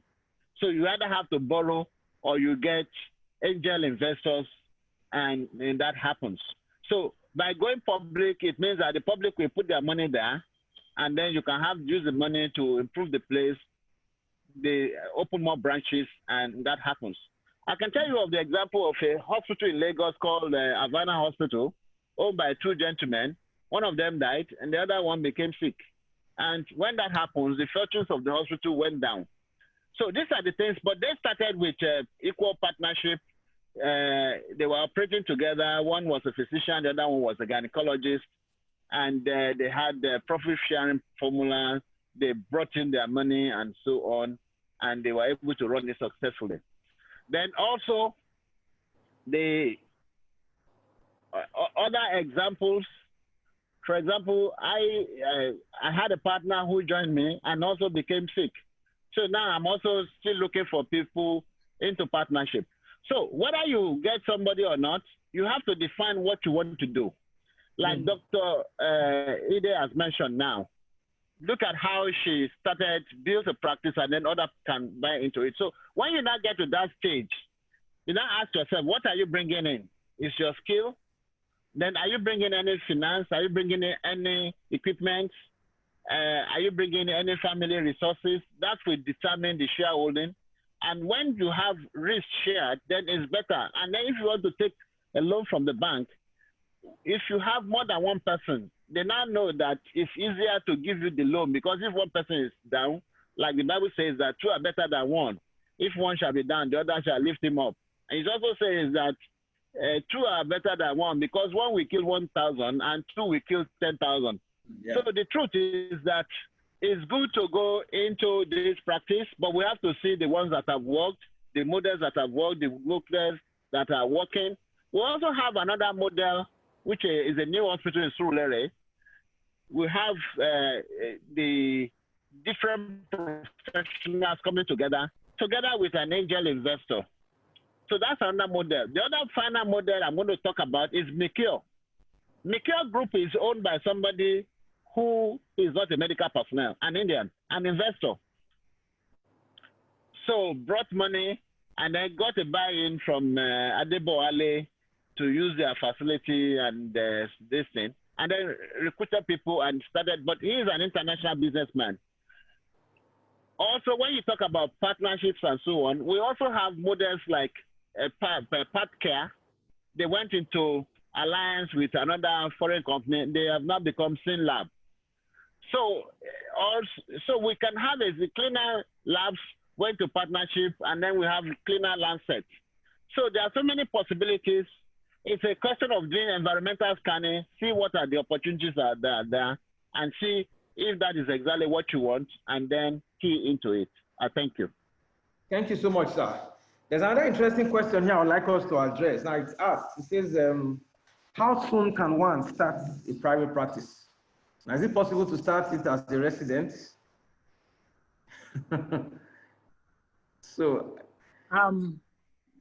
No, I wouldn't advise that you start as a resident. As a resident, you have so much to do in trying to get yourself well. And I do not think that one will be versed enough to start. You need your time to do your work, and you need to actually be clinically sound before you go in. If you say you will work with somebody who is running a practice, maybe join them in the evenings and help them, that will be different. But to run your own practice, I don't think it would be advisable at that time. If you do run into trouble with the council and you are actually not you are not totally qualified, then you might find that nobody will be able to help you out, because you will not be licensed to practice on your own. Thank you so much, man. Now, what is the role of NHIS and HMOs in growth of an eye care business? NHIS and HMOs. Well, the truth is that they are, I mean, now the companies are not coming to you directly. The NHIS is the National Health Insurance Scheme, which has a price list for you on how much you actually charge the patient. Some of the prices are really ridiculous. And the patient is supposed to pay 10% and they pay the other bit. Or what we do in our clinic is that they give us a price that is not suitable, and we tell the patient to pay the difference. If you cannot pay the difference for some of the things, we might tell the patient, okay, why don't you come in during the eye camp? Then we're giving discounts to everyone. And then maybe this money you pay, you only have to add something else to it. With the other HMOs, there are some HMOs, they all bring a price list of some sort. You have to decide whether you can cope with it or not. And I think the important thing is that you have to have a HMO officer. Otherwise, you might lose a lot of money. Sometimes you have to send emails. Some of them come and put something on your computer to send the bills. The money doesn't come on time, but it comes in bulk. So it is useful. But if you don't keep a tab on every patient, you have to phone. Sometimes after you have sent the bills, they will even still surcharge and say you didn't ask for this, or they will tell you, you did say the patient had glaucoma. Why are you now giving a Patanol, for example, for itching? And you say the patient can have glaucoma, but he also has itching. You know what I mean? It's so difficult, because I think the people who are there are not really probably maybe ophthalmologists, so they don't know you can have things. So these are the issues that we have. Otherwise, they are good to have in your practice, but you have to have a whole HMO officer who is sending email and dealing with them with the phone. Sometimes the patient has to come the next day, because if they do not approve, you treat the patient, you won't get paid. Thank you, ma'am. HMO officer.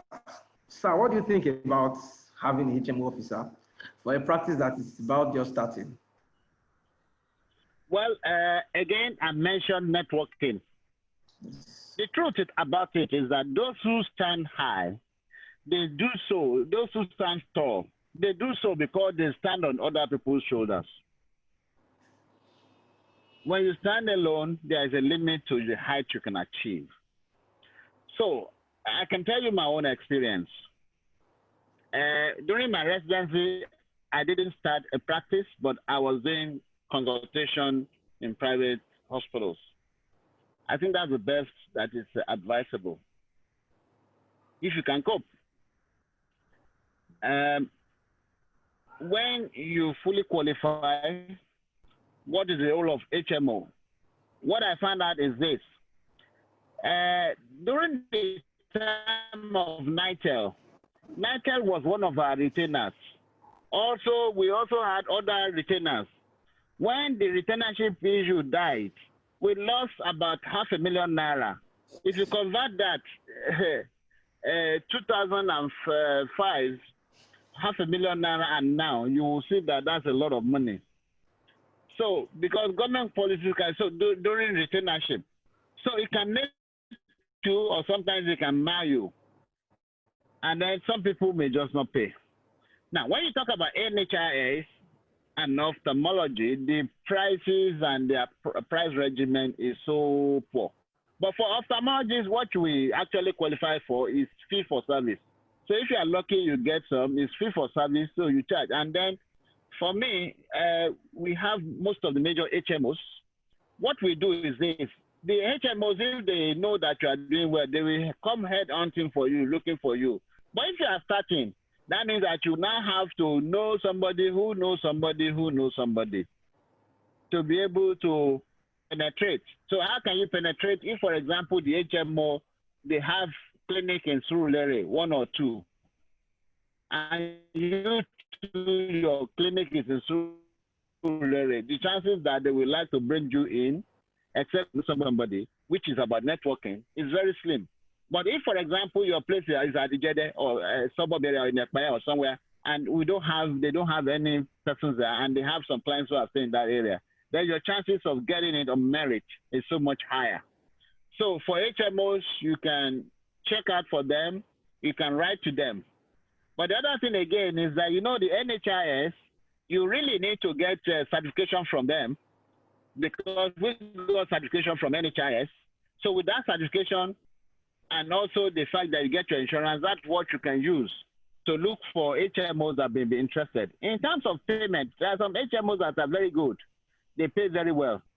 Some of them, at one time or the other, they will collapse. And you can see the signs. Once the HMO is owing you for 3 months, 4 months, after 4 months to 6 months, or if the amount is substantial, you better stop them before they ruin your practice. Because once they start owing, sometimes it's a sign that they are going down. And if you don't want to go down with them, you need to do something very urgently. So these are the experience. But then again, for me, new HMOs are coming and they are saying, we want you on board. This is our tariff. Once they send that to me, then I will send them my own tariff. And then at the end of the day, we will see areas of differences, and then we harmonize, and then we sign agreements, and then it becomes legally binding. Thank you so much, sir. Now, there's a very practical question I would like us to quickly address, if it's fine. Now, what is the basic manpower required in a small but standard eye care business? Basic manpower, staffing. Aside, I know you are based in Lagos, but yes, you know, there are different people from different parts of the country. Yes. So if you can look at it in a general perspective, you know, Lagos standard may be a bit higher than every other part of the country. I will tell you, I started very small. Okay. So I have all the experience. The way I started my practice, I will actually tell you, because that will be very practical. My boss, who trained me, had to go with the husband to Saudi Arabia. So she already had a practice that was a small practice. She had slit lamp and ophthalmoscope. And she also had this refraction box. So she was operating it herself, and one person who was the receptionist, the dispenser, and every other thing, the person to order that she trained. So you need yourself, and you need at least one other person. That other person will be the one to collect the money, to issue receipts. You need to order glasses. You need to buy drugs and so on. So the person. So if you have two persons, you can actually start your clinic based on goodwill. So apart from that, as we now grew, what did I do? We now started employing nurses nurses that are not eye trained, and then you train them by yourself. We started with 1, then 2, 3, then when it grew, then we now had to have an accountant, then we needed to have administrator, and then we continue like that. So the answer to the question is, you need yourself and somebody else to assist you, and you can start from your, not your bedroom, but from your ante room where you stay. I was known for one thing when I was growing. I was an itinerant ophthalmologist. So inside my car, in the boot, there'll be autoclave machine there. You will have inside the boot of my car, you will have already sterilized the drum of cataract set. So in any hospital where somebody has got a laceration, you call me in 30 minutes, I'll be there. Already my drapings are there, everything is there. And before you know it, wherever you call me in any hospital, I'm there. So I was a itinerant doctor at that particular time. So those are some of the innovations, some of the things we tried and tested, and it worked. Thank you. Thank you so much, sir. Now, there's a question that was sent to me privately, and the question is for Dr. Ide. Now, the question is, what mistakes did you make with staff management at onset that you would advise us to look out for? Oh, well, I remember when I started off, I actually started off in my husband's hospital. He had the hospital and he gave me one very big room. In the room, I had the slit lamp and I employed one male nurse. And then eventually we thought we needed somebody to glaze. So we got this guy who was glazing. He was doing such a bad job. But you know how when you just started, you think to yourself, we have to take it. Eventually, one day, my husband came to me and said, look, this guy is doing such a bad job. He's breaking all the lenses and all. What do you think? If you stop him, what will happen? And it was a big decision to be made. Another thing was getting a relation who over the years was making a lot,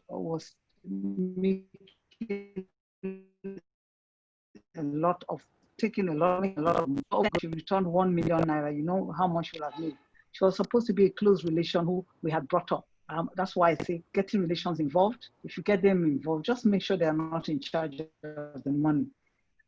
It can be a big problem. I had another problem with another relation. Let them not be out of the finances. So I think that is the important thing. You've got staff over the years who are unreliable. And I think pilfering is the biggest thing. But if it is somebody you trust, then it's very difficult. In fact, the whole office had to gang up and come and say, look, this is your relation. It's a thief. It was a difficult and very embarrassing situation. But like I say, pilfering is the biggest problem you have, you know. Thank you, Ma. There's a question here. I know we talked about how soon can one start off a practice, but there's one that says, how many years after becoming a consultant can you start a private practice? I finished in 1988. Okay. I had spent 6 months in Moorfields. As soon as I went to Moorfields and came back, in fact, then they were doing SICS. And I now suddenly saw them with, you know, when they were just sort of getting the lens matter out and they were using, I was thinking to myself, is this the same kind of cataract that we are doing back home? I don't even seem to know what this guy is doing. In fact, on that point, I decided that I was definitely not going to go back to government service. And I wanted to go back into private practice. And I remember some of my colleagues saying, why don't you start this evening practice? And I told them that the vision I had was not the vision they thought. Evening practice was not to me. I had a vision of a very big eye hospital. Maybe I didn't know what it was at that time, but I knew that I wanted to be in full-time private practice. I felt that then I could offer to them what was best. Well, I could offer what was best to my patient. I just thought an evening practice was not it. And that's why I went into full-time practice. I finished in 1988. Our graduation ceremony was in 1989, and I put in my letter of resignation. I have not looked back since. So what do you think?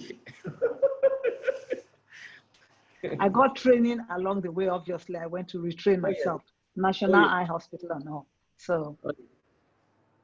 Well, I will answer the question very simply. Dr. Ide has mentioned it in her opening remarks. It's about entrepreneurship. Entrepreneurs are risk takers. And the higher the risk, the higher is the profit. So, the truth is that if you never sojourn, if you never tried, you will not know whether you succeed or fail. So from the first day, for example, let me tell you a little story. At the last AGPMPM meeting in Lagos, a young man who graduated less than 10 years ago has the biggest medical centers in the Southeast. Very young man. So it's not about the age of Methuselah. It's about risk. Again, Dr. Hassan also, the same thing happened. It's also dependent on who your mentor was. For example, my own mentor was Dr. Oyeleye. Dr. Oyeleye worked at General Hospital Lagos and resigned to start Metro Eye Clinic. And when I was working with him, he had facilities that we did not have at the eye clinic at that time. So when I was doing, I had, and then he would travel all over the world and so on. I told myself, look at what this is. So it's about risk taking. So there's no right time. If you're a risk taker, if you believe in yourself, and with grace of God, that is the inspiration aspect of it. You perspire, you have the money, and you have a goal, you have a value, you have something to offer. As I say, as you repeated, give and it shall be given unto you. The truth is that the market will never be saturated for eye care service. We don't have enough eye centers, we don't have enough ophthalmologists. So, welcome on board. Thank you so much, sir. Now,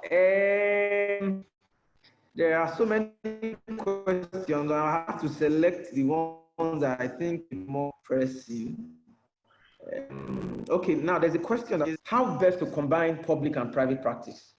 Someone working in a public hospital as a consultant with an FMC or a state hospital or a teaching hospital, and he wants to also do big time private practice. What model is that? Well, is that how does he combine it to get the full result in private practice without compromising his job in the public sector as well?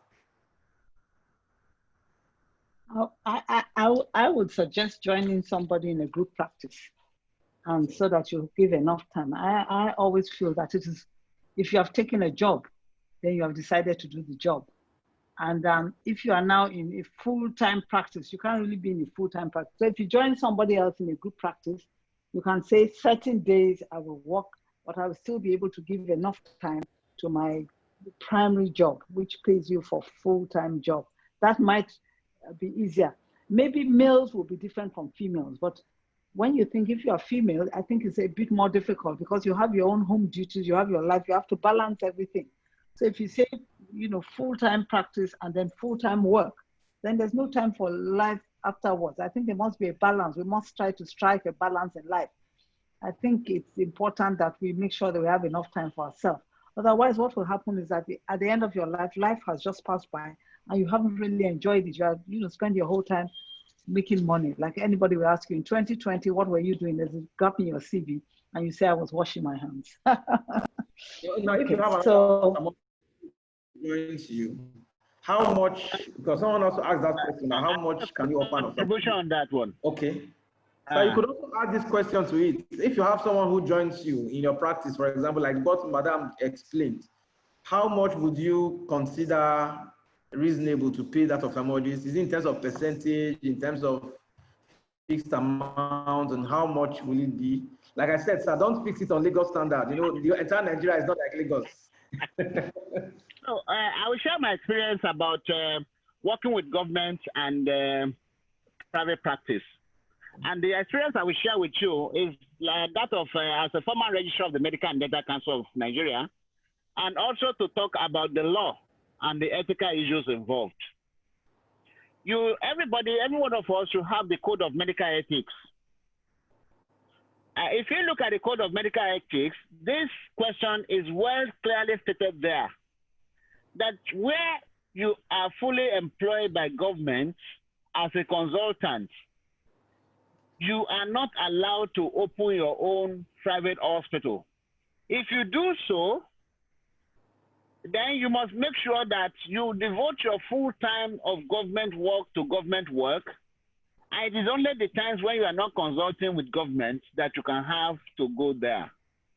Again, for some doctors, especially people who are gynecologists, obstetricians, if you do it, I had a case in which the tribunal sat for one doctor who was doing that. And the doctor was severely penalized because he was working with government and also in the private hospital. So you will not have time. And you know, complications can arise like in obstetrics and gynecology, but maybe not in eyes. So if something is going on fine, you will not know.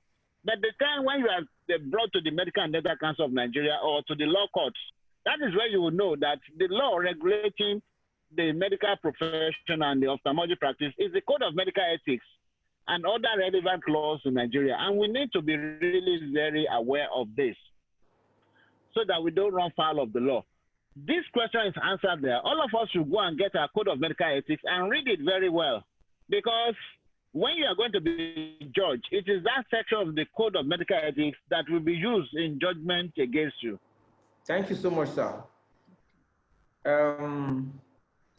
What role does social media play in your practice? Well, in the world of social media, I think Dr. Ide should answer that one since she has many doctors working for her. Well, I think you have to think about what their worth is. The way I do, I have a daily rate, and then we also work on percentages for surgery, and I give allowance for other things that are done. That's the way you work. And at the end of the year, I give a bonus. These are not people who have put money in, but if you do not do that, you can't get the practice going. So if it's a surgery that I cannot do myself, then I give the person a percentage, work on percentage basis. So if you do 20 cases and we charge so much, if I say I'm giving you 2%, I give 2% of whatever I charge the patient. So we'll work on that, and then we'll work on a daily rate. There's a daily basic rate. That's the way we work. Thank you, ma'am. To contribute to that as well, I told you about the system at the Eye Foundation Hospital, in which if a doctor is working with you, the best thing is to have a basic rate, and then to now say, based on productivity, what you can add on it. But the most important thing I want to say here is that price and salaries depend on the ability to pay. Somebody can say, I'm going to pay you ₦1 million. He pays for the first 3 years and then he cannot afford it again. I can tell you that some experience at Mikio. At Mikio, the guy was bringing doctors from India and so on and paying them so much. After some time, when there was not much of this thing, some of those doctors had to go back because it was somehow it was not sustainable. And you now find out that many of the ophthalmologists there are actually Nigerians. So that the price depends on the ability to pay. So the price will depend on how much profit you are making, and therefore will depend on how much sharing you can do, you can go around. Okay, thank you so much, sir. Is there any accounting software that you would advise for a private eye hospital? Is there any particular accounting software? Okay, I have experience with that. The one I'm using now is QuickBooks. I think it's the best, QuickBooks. But the point is that for QuickBooks, you actually pay monthly about $30 a month, because they actually host you on the cloud. The data is there, you can retrieve it at any time and so on, but you pay in dollars. They have an introductory price of $9. But before now, we also have accounting software. The best and the most cheapest one is Excel. So you can start from Excel, which will not cost you any money. But as the volume grows higher and higher, you find out that Excel will not help you. So you now go to other cheaper. There was a time we got the software for about 100,000 naira, another one about 150,000 naira. But I'm sure that there are so many software, irrespective of whatever amount of money you are ready to pay, you can get it. If anybody requires such, I have somebody who did an accounting software for us. It was charging 150,000, but it depends on what you want. You can even go lower. So if you send to me privately, I will just forward the person's email address to you, and then you can address it.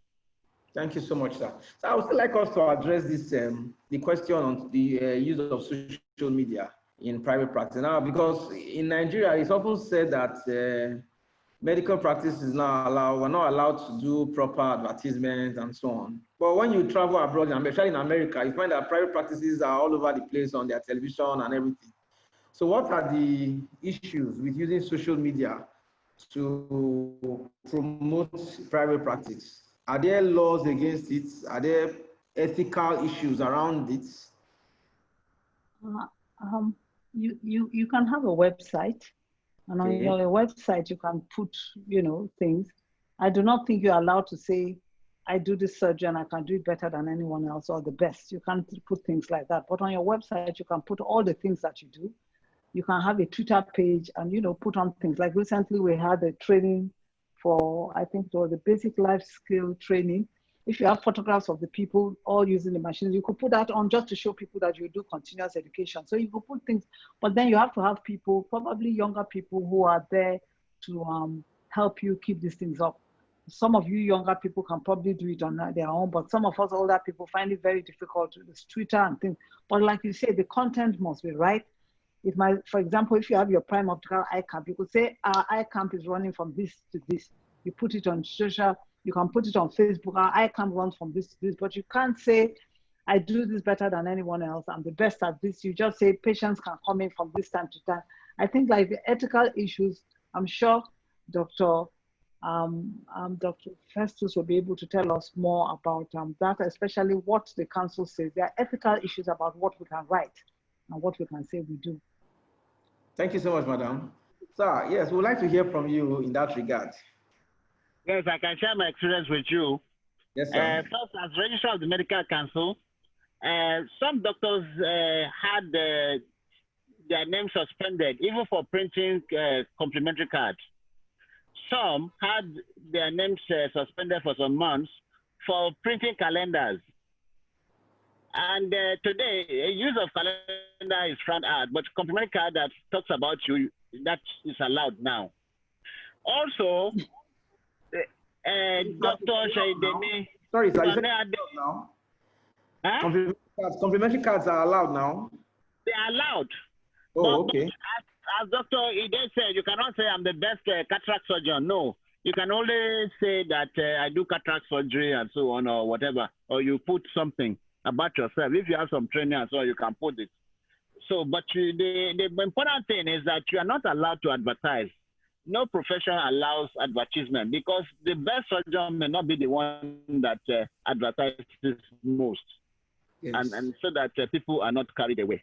So as I was sharing my experience with the Medical Council, so that came to be the law about use of social media and all that. I can tell you for free. Your hospital, you can project your hospital on television, on radio, whatever. You can say, Prime Opticals, we do this type of surgery, we do lasers and so on. But in that case, you're not going to mention the name of Dr. Ide there. Okay. That means the hospital will probably hire a public relations officer. So you are going to hide the identity of the doctors and rather talk about the practice, but not about the doctors. Because you see, the law, the Medical and Dental Council law will attack you, but cannot attack your hospital because your hospital is not registered with Medical and Dental Council of Nigeria. Okay. So your hospital is not registered with Medical and Dental Council of Nigeria. So if they talk about Latkema Hospital, yes. So again, I can share my experience. So you can do that. Whatever you do, you can put on social media, you can put on whatever. You tell people what you do, but be silent about yourself.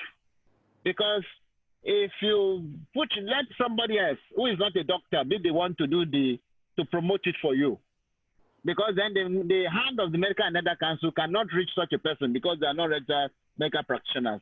Medical and Dental Council can only regulate you if you are a medical doctor. So that's the way we can go about it. I can tell you my own personal experience. You know, it's one of the reasons I went into Bureaucrat journalism. Because now we are talking about integrated marketing. Integrated marketing is saying that we are giving the product of the people for the people by the people. In fact, marketing has been democratized, so that when you want to talk about your product, you are looking at the people, what really do they want, and so on. What is the offering, and taking them into consideration when you want to present yourself. So for Latchem Hospital, we have a website. Today, about in a week, about between 5 and 10% of the patients who come to us, they go to Google and type Eye Hospital in Lagos. And our name is usually among the first 5 to come out. And then when they go to our website site, they will see our profile there. They will see eye care information there. They will see equipment, so many other things. They will see some testimonies and so on. We've also posted certain photographs. I've also given some talks and so on. The issue is that on your website, you can talk about eye care. You can say cataract is caused by this and this and that. In that case, your name may not even be prominent. But the most important thing you should project is your hospital and what you do. Oh, okay. At LabChem, we're also on Instagram. We're on Facebook. We are actually on social media. And we post things. Or some of the patients will come. And there was a particular patient that came, and I did a cyst removal of the eyelid for her. And she offered to pay by giving us Instagram publicity. So she came with her crew. She recorded the thing from the beginning to the end to the surgery, and she posted it on Instagram. And some people will see that and just say, oh. And then a particular patient came to me and said, yes, I know this is what you do at your hospital. Again, what you don't do, don't offer it. If you're not doing lasers, cataract, if you're not doing something, just talk about what you do, and you will still find out that you will get your own market share of the market share segmentation. Thank you so much, sir. So in essence, what we have said is we can advertise our practice, but not the practitioner. Not correct. And then that you should go to the Medical and Dental Council. There's a code of medical ethics that talks about advertisement. All of us should read it like a Bible. Thank you so much, sir. We're beginning to round up now. There's an interesting question that is here before we close.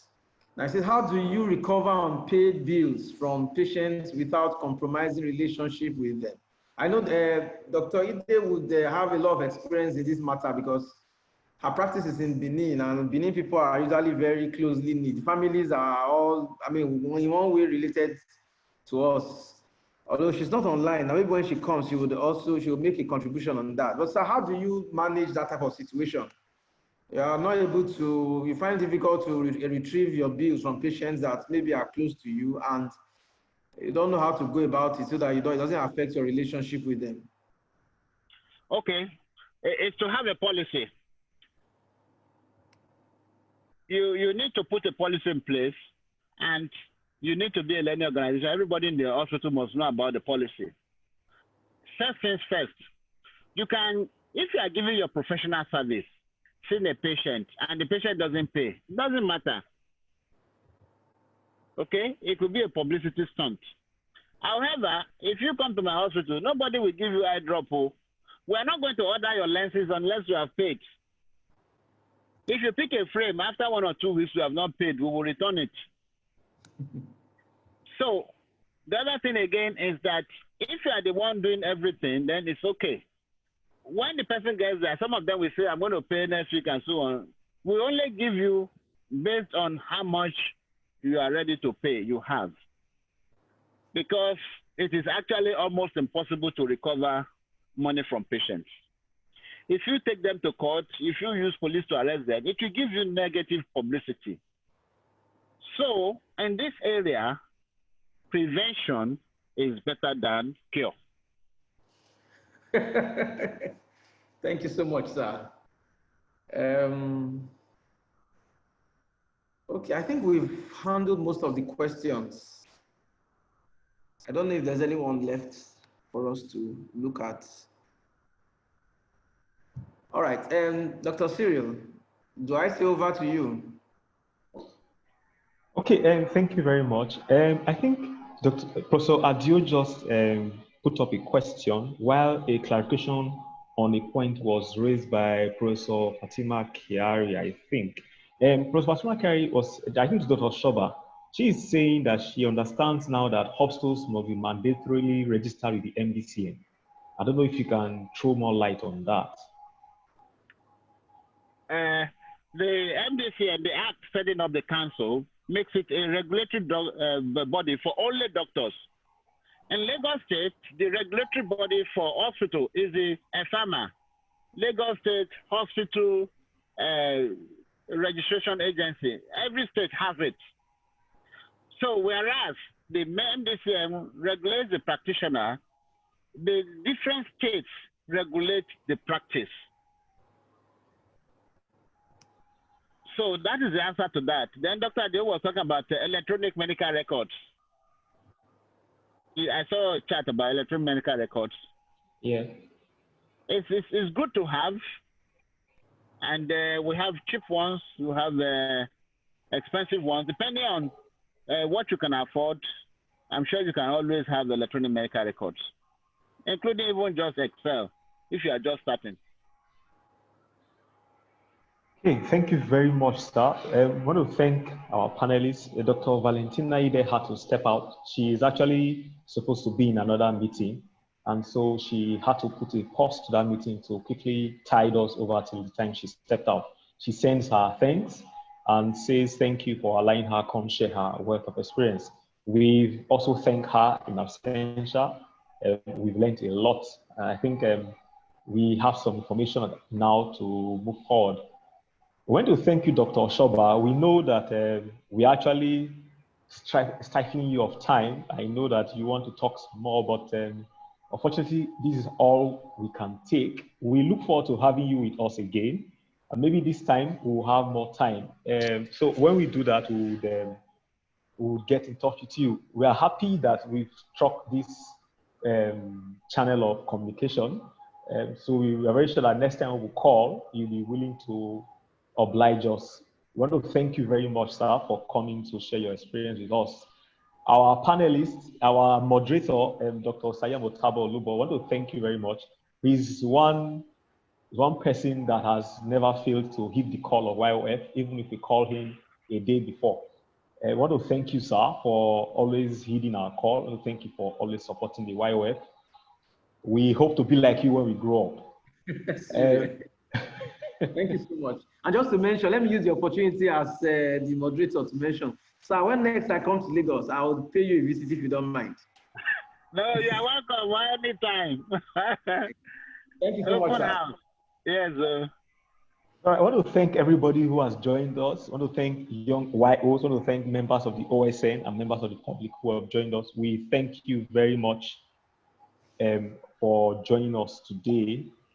We hope that next time you will also join us. Our next webinar will be the second series in our cataract surgical series, which would come on in a few weeks' time. We hope to have, like I said in the beginning, we are running two of this series pari passu, the business of eye care series and clinical ophthalmological, surgical ophthalmological series. We will take each topic as side by side as we move on.